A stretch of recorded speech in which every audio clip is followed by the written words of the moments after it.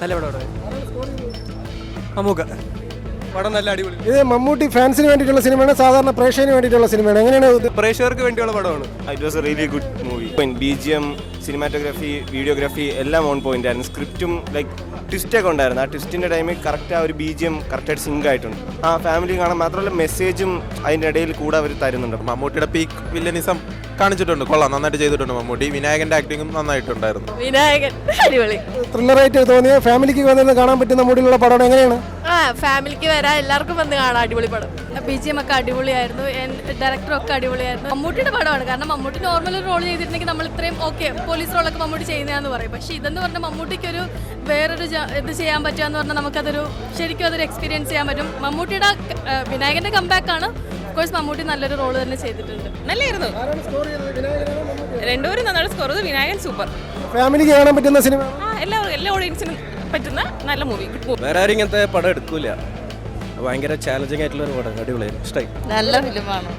Finishing അത്ര നല്ലതായിരുന്നില്ല, ബാക്കിയൊക്കെ പൊളിയായിരുന്നു. നല്ല മമ്മൂക്ക നല്ല സ്കോർ ചെയ്തിട്ടുണ്ടായിരുന്നു. നല്ല പടം.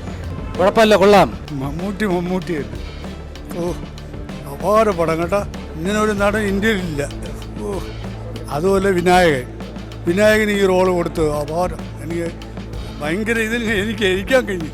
സൂപ്പർ പടം കേട്ടോ. മമ്മൂട്ടി എന്ന് പറഞ്ഞാൽ മമ്മൂട്ടി സൂപ്പർ പടം, കൊള്ളാം, അടിപൊളി. വിനായകനാണോ മമ്മൂട്ടിയാണോ സ്കോർ ചെയ്തത്? അങ്ങനെ പറയാൻ പറ്റില്ല, രണ്ടുപേരും ഈക്വൽ ഇമ്പോർട്ടൻസ് ആണ്. നന്നായിട്ട് ചെയ്തിട്ടുണ്ട്. ഇപ്പം സ്വന്തം പടത്തിൽ വേറെ ഒരു നടനും ഇന്ത്യയിൽ ഇത്രയും ഒരു നെഗറ്റീവ് റോൾ ഏറ്റെടുത്ത് ചെയ്യില്ല. അത് മമ്മൂട്ടി ചെയ്തിട്ടുണ്ട്. അതിനെ അപ്രീഷിയേറ്റ് ചെയ്തേ പറ്റുള്ളൂ. അത് അടിപൊളിയാണ്. BGM super. എക്സ്പെഷ്യലി ഒരു തമിഴ് പാട്ട് ഇടയ്ക്കിടയ്ക്ക് വരുന്നുണ്ട്. അത് നല്ല രസമാണ്. അതായത് ഇതൊരു കൊമേഴ്ഷ്യൽ രീതിയിലുള്ള പടമല്ല, അങ്ങനെ ത്രില്ലിംഗ് ആയിട്ട് ചെയ്യാനായിട്ട്. പക്ഷേ ഓവറോൾ ഇത് എഡ്ജ് ഓഫ് ദ സീറ്റ് ആണ്. ലാസ്റ്റ് പ്രത്യേകിച്ച് ഇൻട്രോളിന് ശേഷം നല്ല രീതിയിൽ ചെയ്തു. മെഗാ ഹിറ്റാണ്. മമ്മൂട്ടിയാണോ വിനായകനാണോ സ്കോർ ചെയ്തത്? രണ്ടുപേരും ഒന്നിനൊന്നും മെച്ചമാണ്. ഒന്നും പറയാൻ പറ്റില്ല. ഒരാൾ മോശമാണ്, ഒരാൾ ഭയങ്കര, അങ്ങനെ പറയാൻ ഒക്കില്ല. രണ്ടുപേരും ഒന്നിനൊന്നും മെച്ചമാണ്. പടം ഗംഭീര സിനിമയാണ്. പടം വേറെ ലെവലിലാണ് ഇപ്പോൾ, അല്ലാത്തൊരു ഒരു ഡീസൻറ്റ് വാച്ച് ആയിരുന്നു. മമ്മൂട്ടിയുടെ പെർഫോമൻസ് ഗംഭീരമായിരുന്നു. പക്ഷേ വിനായകനും വലിയ കുഴപ്പമില്ലായിരുന്നു. ഒരു കുറച്ചും കൂടി ഒരു റിയലിസ്റ്റിക് അപ്രോച്ചിലോട്ട് പോയതുകൊണ്ടായിരിക്കും അത് കുറച്ചും കൂടെ എന്താ പറയുക, ഒരു എൻഗേജിങ് ആക്കാമായിരുന്നു എന്ന് എനിക്ക് തോന്നി. പക്ഷെ ഓവറോൾ ഒരു ഡീസൻറ്റ് വാച്ച് അത്രേ പറയാം. രണ്ടുപേരും ഈക്വലി ഗുഡായിരുന്നു. BGM എങ്ങനെയുണ്ടായിരുന്നു? നൈസ്, ഗുഡായിരുന്നു. നല്ല മൂവി. ഫാമിലിക്കൊക്കെ വന്നിരുന്ന് കാണാൻ പറ്റുന്ന ടൈപ്പിലുള്ള പടമാണ്. എല്ലാവർക്കും കാണാം. ഇല്ല സാർ, മമ്മൂട്ടിയുടെ സ്കോർ ചെയ്ത മമ്മൂട്ടിയാണ്. കൊണ്ടൂര സാർ BGM കൊള്ളാം. പക്ഷേ മമ്മൂട്ടിയുടെ ആക്ടിങ് ആണ് കിടിലായിട്ട്. മമ്മൂട്ടി കലക്കി. സൂപ്പർ.